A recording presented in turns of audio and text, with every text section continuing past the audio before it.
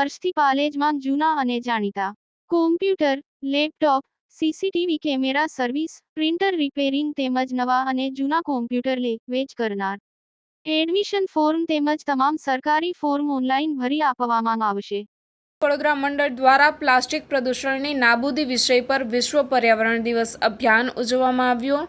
પશ્ચિમ રેલવેના વડોદરા મંડળ દ્વારા 22 મેથી 5 જૂન 2025 સુધી પ્લાસ્ટિક પ્રદૂષણ નાબૂદી વિષય પર વિશ્વ પર્યાવરણ દિવસ અભિયાન સંચાલિત કરવામાં આવી રહ્યું છે.